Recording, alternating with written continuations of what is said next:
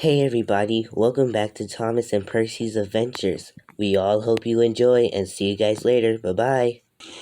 Henry and Gordon's Problem. It was a lovely day on the island of Soda, and Henry was just pulling the flying kipper around. Henry was a green, big, strong engine, and he mostly loved pulling the flying kipper around, and right now he's dropping it off. Yeah, but it's very hard work. So I'm hoping that you guys will stay safe and, well, I'll stay safe. Okay, bye-bye. While Henry pulls the flying kipper, Gordon pulls the express. He loves pulling his express coaches. They are the only thing that Gordon can actually love to pull. Yeah, I hate diesels and I hate pulling trucks. So, yeah. Goodbye now. One day, Gordon was walking into the sheds to rest. Gordon, said Emily, did you forget to fill it with coal? Emily, I don't need to fill up with coal. I am a big, strong engine. Who needs to fill up with coal? That's only what little engines does, like Thomas and Percy. That's not true, Gordon. Every engine needs coal, and if you keep on forgetting it, then you might one day run out of coal. I'm not too sure about that, Emily. Now, please let me sleep. I'm not filling up with coal. How many times do I have to tell you, Emily? I really, really, really don't want to fill up with coal. Okay, suit yourself. And then Henry started to puff in. Henry. Yes, Gordon. She's going on about it again. Again, Emily? Emily, what time? How many times do we have to tell you? We don't need coal. We are big, strong, and we are really useful. Sir Topham Hatt would never, ever think that a big engine would need coal. Well, I'm a big engine, and I need coal. I was just telling Gordon this. Every engine needs coal. Not only little engines, even tender engines. Even if you have big number 3 and colored green tank engine. Tenders. And even if you had big number 4 and blue tenders. That's not fair. I have a big blonde green tank tender engine. And I still need coal, so you guys should take responsibility of yourself and fill up with coal and water. You guys mostly forget about water. So please keep on remembering to fill up with coal. Whatever, Emily. Yeah, I'm just gonna puff into my shed. I don't need this. And then, everybody was in their sheds. Everybody was complaining about Gordon and Henry not filling up with coal. Why don't you guys get it? We told you this a million times. We are bigger, stronger, and faster. Isn't that right, Gordon? Yes, that is right. Henry is so right about everything. You guys just always take the wrong of what we say. That's not fair. Everybody says it. Emily says it, Percy says it, Thomas says it, even James says it, and he has a tender. That's not fair. We don't need coal. You know what? If you guys are just going to keep on complaining, I'm not going to sleep here. Me neither. Let's go, Henry. We're out of here. Gordon and Henry left the Tin sheds, and then they slept under the tunnel together. It was the next day, and Henry and Gordon were still sleeping. But then, Thomas was on the same track that Henry, and he was pulling his faithful coaches, Annie and Clarabelle. Oh, no. Whoa! Ouch! Thomas, why would you push me? Well, if you weren't in the way, that wouldn't have happened. You should have known better. And why were you guys even sleeping here? This is where engines puff around. We know, but we didn't want to sleep around some Nancy pants who think that we always need some coal and water. Are you guys still mad about that? Of course we are, Annie. Why wouldn't we be? We don't need coal. We just need to get paperwork. I think they heard enough. Well, Henry, can you please get on my way? I have very important passengers that I need to get them to their stations on time. So please get on my way, please. Okay, fine. I guess, Thomas.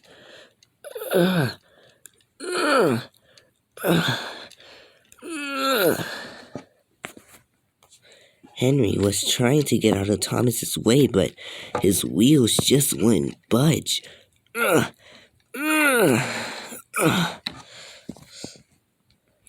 Henry, why are you still laying there?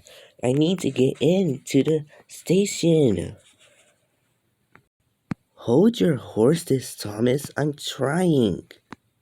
Or is it that you need some more coal and water? No, Thomas. I could do this by myself. I don't need a little engine to tell a big engine what to do. So Henry heaved and Henry hauled. Wheel turn by wheel turn. Henry was finally moving. And Henry moved past the station that Thomas needed to get to. Thank you, Henry, said Thomas, and Thomas puffed away. Henry puffed right back into his spot.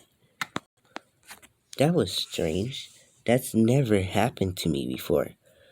Are you okay, Henry? Yes, Gordon, I'm okay. But that's never happened to me before. Well, I better get on with my jobs. You better get on with your jobs too, Gordon. Okay, Henry. I'll get on with my jobs. Today, Gordon and Henry had to do a lot of jobs. Henry had to push some trucks, while Gordon had to pull some extra coaches. So that means he had to pull Thomas's coaches too to make extra passengers. Everything seemed to be running smoothly, but that was until this very night. Gordon and Henry were going to the sheds to get ready for the next day. Gordon made it first, except for Henry. Gordon, I thought you and Henry were going to sleep under the tunnel. Sir Topham Hatt said that we can't sleep under there because of engines puff around there in the morning and we sleep too long. So he said that we have to come back to the sheds and go to sleep. And then Henry started to puff in. But then, as Henry started to puff onto the turntable, his wheels started to go slower and slower and slower. And then, until he just stopped. Huh? Why did I just stop? I can't move. Henry's axles stopped moving, and Henry's wheels stopped turning, and Henry was starting to cough.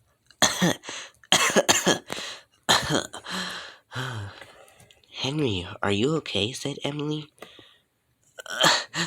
Yeah, Emily, I'm okay. But I just can't move. I just don't know why I can't move. Henry's driver checked his coal tanker and his water tower. Henry, you have run out of coal and water. The engines told you 1,000,000 times to do it, but you just wouldn't. What? How can that be? I swear I had a lot of water and a lot of coal. And when was that? Last year. Last year? Yelled all the engines. Henry, you should have been filled up with coal. Last year, that's too long. Thomas, Percy, and James agreed. But Henry just groaned. Well, I guess I'm just gonna have to push you off the turntable, Henry, since you're the only one that's pointing me, said Gordon. So Gordon puffed up to Henry and gave him a bit.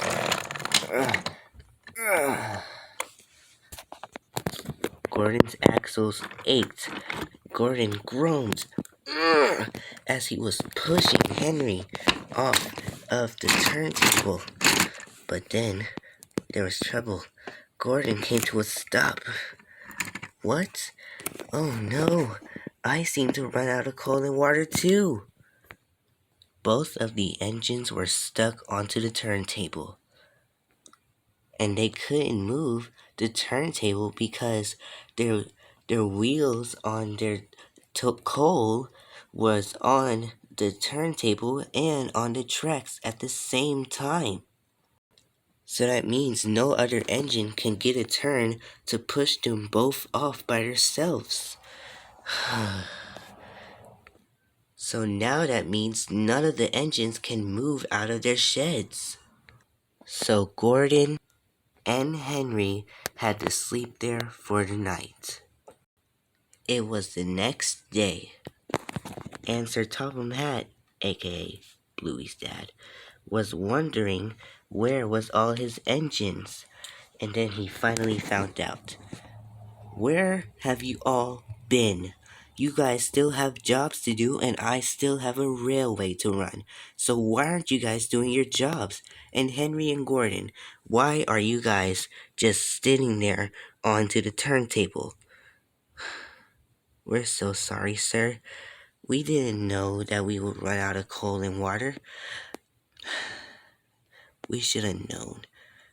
But now on, we will learn from our mistakes and take responsibility to fill up with coal and water. Well, I hope you guys do, because you guys are really running behind of your jobs. So please, hurry up and get this job figured out. Well, that's the point, sir. We don't know what to do.